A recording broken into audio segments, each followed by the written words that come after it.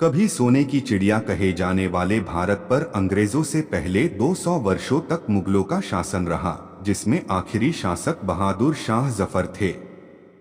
लेकिन जफर को सिर्फ इस कारण इतिहास में सम्मान नहीं मिला कि वो आखिरी मुगल बादशाह थे, बल्कि उस कारण भी कि उन्होंने देश के प्रथम स्वतंत्रता संग्राम में मुख्य भूमिका निभाई थी। इसके अलावा वो एक कवि और सूफी दार्शनिक भी थे।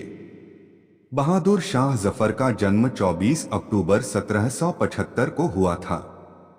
उनका पूरा नाम मिर्जा अबू जफर सिराजुद्दीन मोहम्मद बहादुर शाह जाफर था।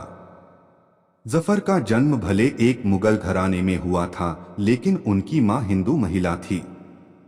पिता फादर अकबर द्वितीय, माता मदर लाल बाई, दादा ग्रैंडफादर आलम अली गौहर बहादुर, दादी ग्रैंडमदर नवाब कुदसिया बेगम साहिबा, पत्नी वाइफ अशरफ महल बेगम, अख्तर महल बेगम, जीनत महल और बेगम ताज महल, भाई ब्रदर सौतेले भई फरजाना जेब उन्निस्सा, खैर उन्निस्सा, बीबी फैज बख्श और बेगम उम्दा, पुत्र 22 सन मिर्जा मुगल, मिर्जा जवान बख्त, मिर्जा शाह अब्बास, मिर्जा फतेहुल मुल्क बहादुर बिन बहादुर, मिर्जा खिजर सुल्तान, मिर्जा दारा बख्त, मिर्जा उलुग ताहिर, पुत्री 32 डॉटर्स बेगम फातिमा सुल्तान, राबिया बेगम, रौनक जमानी बेगम, कुलसुम जमानी बेग, ग्रैंडसन मिर्जा अबू बख्त, जमशीद बख्त। बहादुर शाह जफर ने उर्दू, पर्शियन और अरेबिक की शिक्षा ली थी।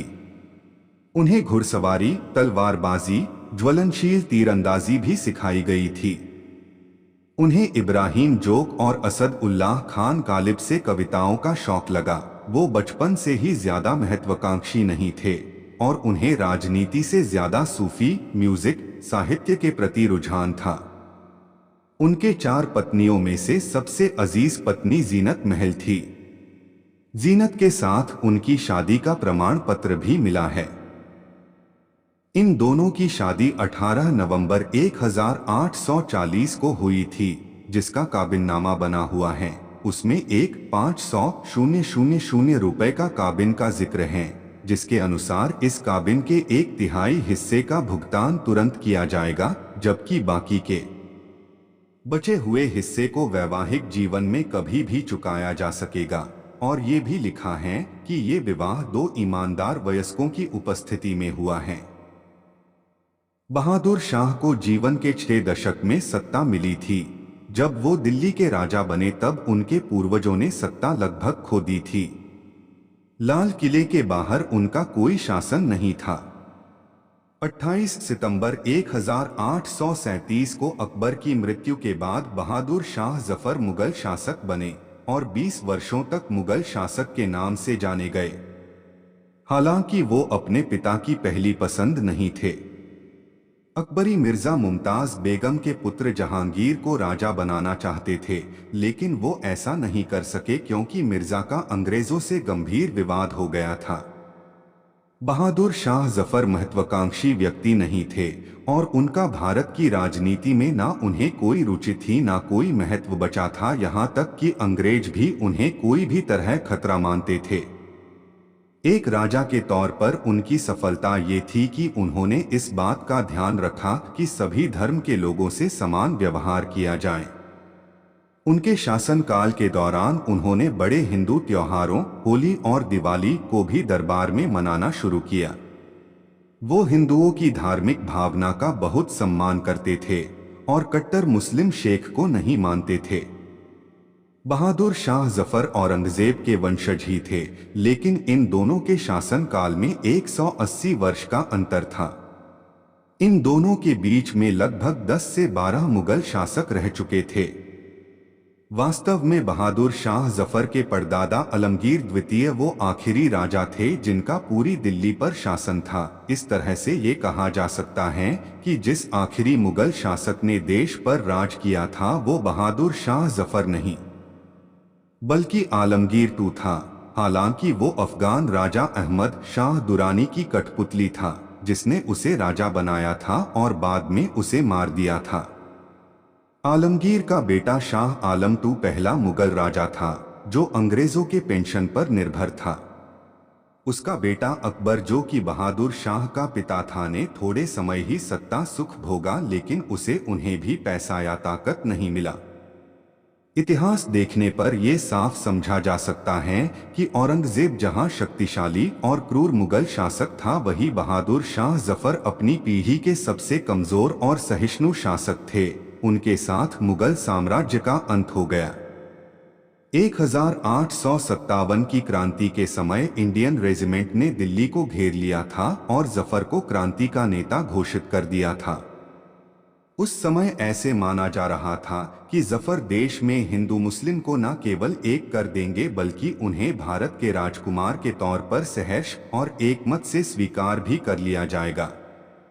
इस तरह से बहादुर शाह जाफर अंग्रेजों के बीच देश में बिखरते हुए राजाओं के लिए एकमात्र उम्मीद बचे थे। अंग्रेजों ने इस क्रांति को सैन्य विद्रोह कहा था, लेकिन क्रांतिकारियों ने सैन्य विद्रोह के अलावा बहादुर शाह के नेतृत्व में एक योजना भी बनाई थी।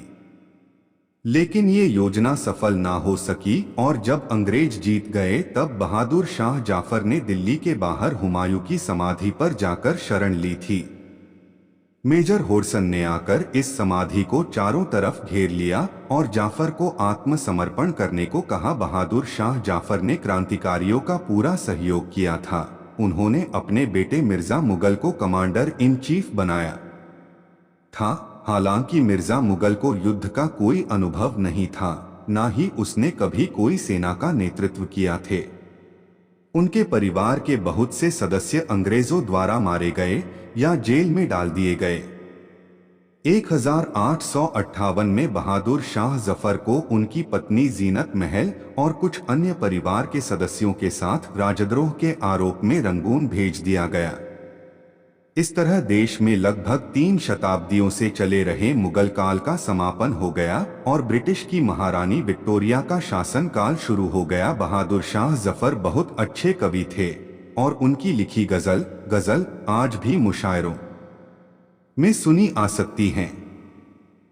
उनका पेन नेम जफर था, जिसका मतलब जीतना होता है। कालांतर में उनकी लिखी कविताओं पोएट्री को कुल्यतिजफर में संग्रहित किया गया।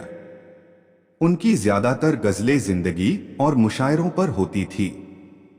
उनकी लिखी कुछ मुख्य कविताएं हैं: लगता नहीं है दिल मेरा, ना किसी की आंख का नूर हूँ, यार था गुलजार था, जी नहीं लगता उजड़े दियार, खुलता नहीं है हाल, बात करनी मुझे मुश्किल, जा कहियो उनसे नसीमैश है। बहादुर शाह जफर मृत्यु। बहादुर शाह जाफर द्योत जफर ने अपने जीवन के अंतिम क्षण अकेले और अवसाद में गुजारे थे। अपनी हार और अंग्रेजों द्वारा पकड़े जाने के बाद उन्होंने कागज कलम से रिश्ता तोड़ लिया था।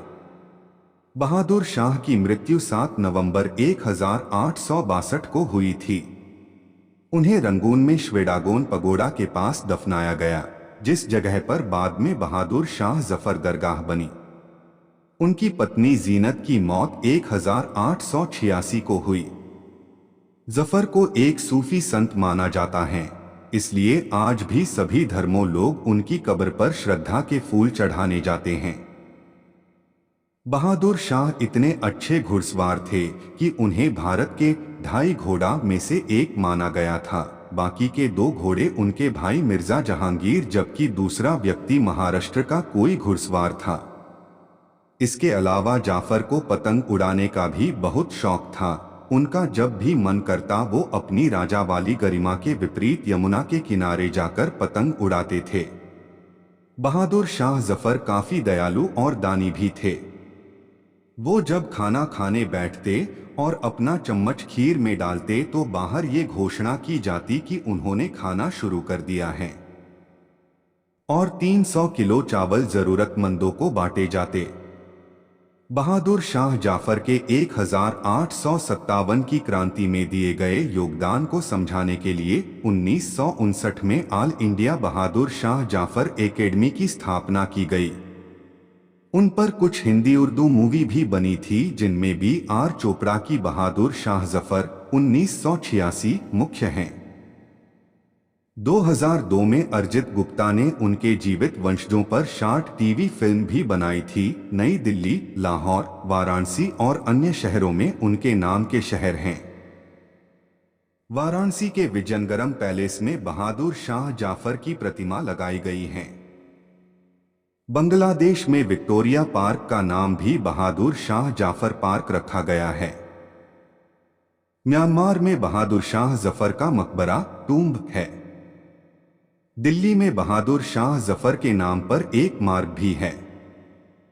इस तरह ये कहा जा सकता है कि 1857 की क्रांति में बहादुर शाह जफर को जफर तो नहीं मिली, लेकिन उन्होंने इतिहास में अपना नाम दर्ज करवाकर देश का दिल जफर कर लिया।